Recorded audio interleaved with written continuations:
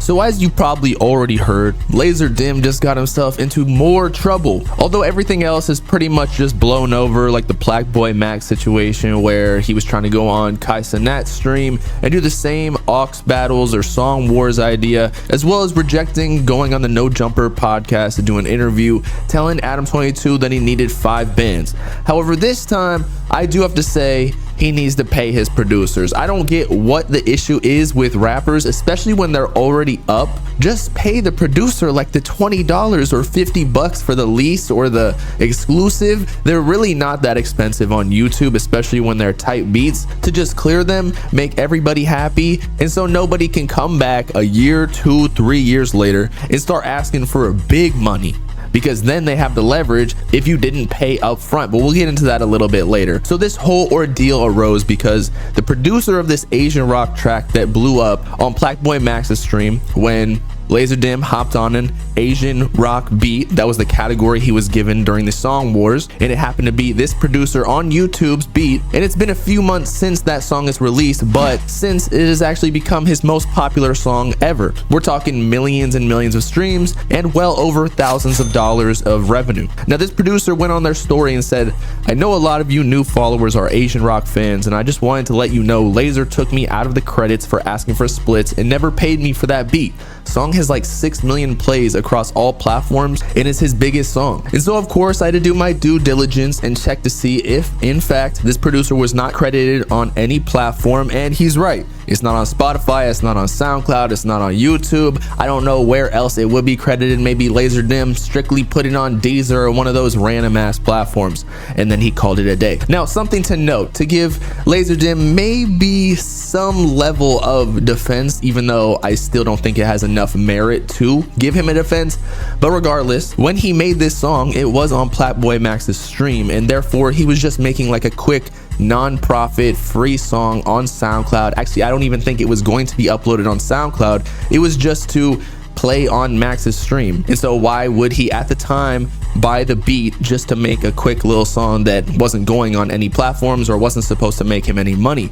But then when he uploaded on SoundCloud, that's when it gets a little bit gray area, because technically you're supposed to buy the beat depending on if you credit them or if you're making any money on your SoundCloud profile, but it doesn't pay that much. But then the song became so popular on SoundCloud, I believe it's at 2.66 million streams and counting right now. So Lazer uploaded on all platforms, as he should, to capitalize on all of the hype and actually make money off his music, unlike some other underground and mainstream rappers. But if you're gonna upload it on all platforms, then there is no gray area whatsoever. You should be buying the beat, and if not, you are going to get screwed on the back end. So whoever is dealing with his label, I don't know if he dropped the song independently or not, his manager needs to step in and try and work out a deal and settle it with the producer, because something that a lot of people will remember is when Pierre Bourne did not give permission to 6ix9ine to drop the Gummo song that was produced by him, because he originally gave the beat to Trippie Redd. Now Trippie Redd, he was still friends with 6ix9ine at the time, and so he gave him the beat to hop on because Pierre had a little bit of a name for himself already, but also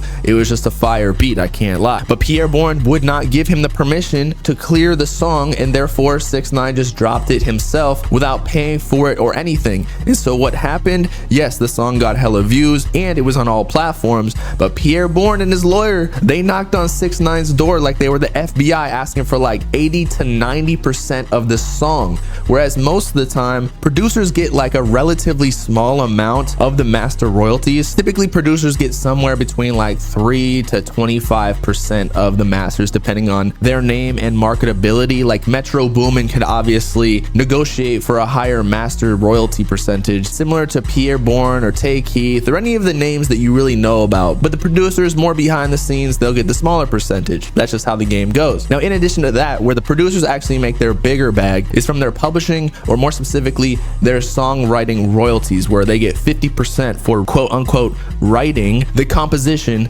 of the beat, whereas the actual songwriter for the lyrics, they'll get the other 50%. And the majority of the masters are either given to the label and or the artist who is performing the song. But so, with all this being said, because Lazer allegedly, because we don't know his side of the story yet, he hasn't responded, did not pay this producer for the Asian rock beat and dropped it on all platforms, now the producer could come in and say, yeah, I want 95% of this bitch. Or Lazer might have to take down his most popular song on all platforms and he can't really say anything about it. But to think, he literally could have avoided this whole situation just by paying the $20 lease or buying the exclusive for maybe like $150 tops. Because now, say the song has 6 million streams across platforms like the producer initially said, that equates to something like $20,000 to $30,000. And now instead of the $20 or $150 to the producer, he might end up having to pay like 10, 20 grand. Now, I don't think it'll get to that point depending on how good Lazer's management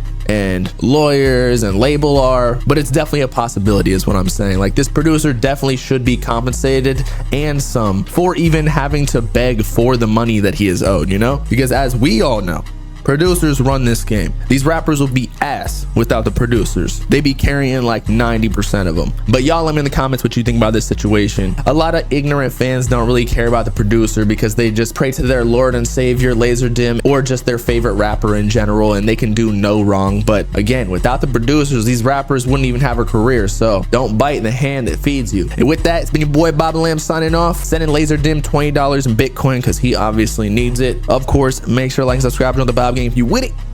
Peace out, clap people. Nice seeing.